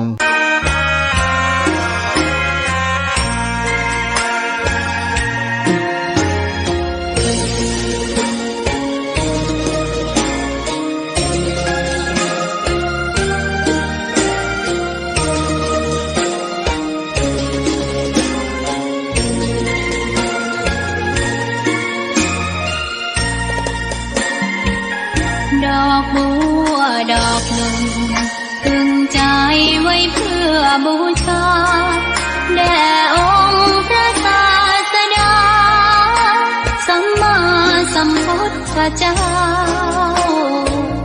มีความงามเงียบไม่เปรียบเทียบเขาเทียบเราใครมองไม่งามช่างเขาแต่เจ้าก็คือดอกบัวด้วยความสัตย์ซื่อยึดถือความดีเป็นหลักใครรักไม่รักก็ไม่จมปลักมองมัวเมื่อโผล่พ้นน้ำก็เห็นความงามในตัวไม่ยึดติดในตมชั่วขอเป็นดอกบัวดอกดีใครไม่มองว่า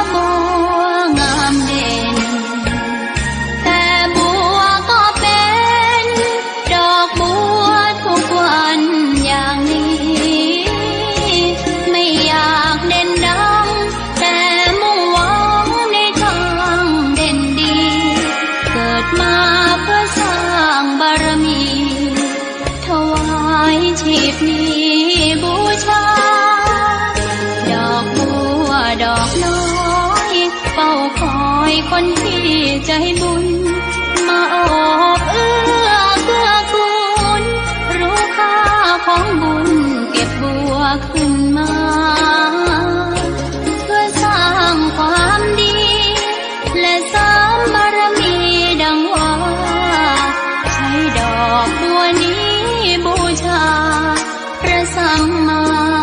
สัมพุทธองค์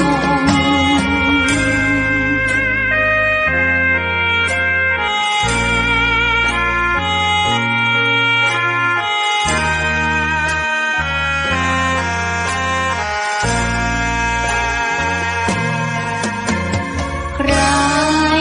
ไม่มองว่าบัวงามเด่นแต่บัวก็เป็นดอกบัวทุกวันอย่างนี้ไม่อยากเด่นดังแต่มุ่งหวังในทางเด่นดีเกิดมาเพื่อสร้างบารมีถวายชีพนี้บูชา ดอกบัวดอกน้อยเฝ้าคอยคนที่ใจบุญมาโอบเอื้อเกื้อกูลรู้ค่าของบุญเก็บบัวขึ้นมาเพื่อสร้างความดีและเสริมบารมีดังว่าใช้ดอกบัวนี้บูชาพระสัมมาสัมพุทธองค์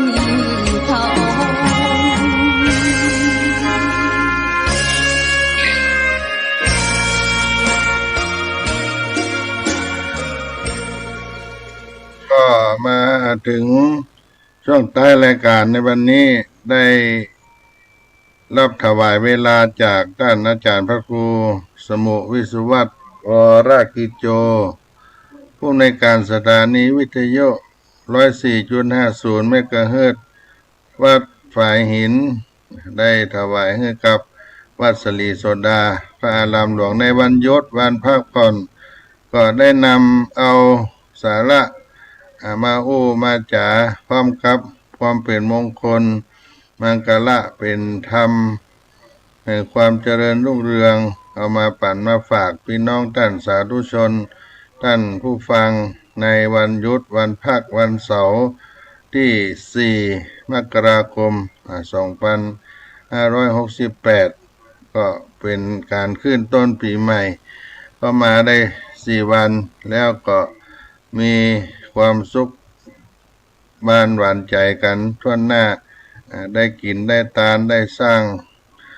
คุณงามความดีเพื่อเป็นสิริมงคลกับตัวกับตนที่สำคัญก็ได้รับธรรมะจากครูบาอาจารย์ในสถานีนี่กันทุกวันก็เป็นปัญญาการรู้การได้ศึกษาธรรมได้ใกล้ชิดพระธรรมคำสอนขององค์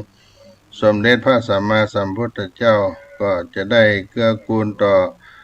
ชีวิตตนเองและครอบครัวของเราเพื่อได้เจริญงอกงามไพบูลย์สืบไปช่วงนี้วัดสลีโสดาพระอารามหลวงก็มีศรัทธาญาติโยมมาถวายข้าวสารอาหารแห้งมีเครื่องปรุงอาหารในครัวลงฉันเพื่อได้ถวายให้แก่พระภิกษุสามเณรที่ได้อยู่ประจำได้ศึกษาเราเรียนณวัดสลีโสดาพระอารามหลวงแห่งนี้ก็อนุโมทนาในนามของพระเดชพระคุณหลวงปู่พระธรรมวชิรากุศลเจ้าอาวาสวัดสลีโสดาพระอารามหลวงจังหวัดเชียงใหม่ก็ขออำนวยไว้ชัยให้กับทุกท่านได้อยู่เย็นเป็นสุขกันทั่วหน้าวันนี้ก็ขอล่ำลารายการกับท่านผู้ฟังไว้เพียงต่ออีกก่อนขอให้ท่านผู้ฟังทุกท่านได้เจริญสุขเจริญธรรมมีความร่มเย็นเป็นสุขตามบาทบาลีวรพรอันประเสริฐว่าอภิวาทนะ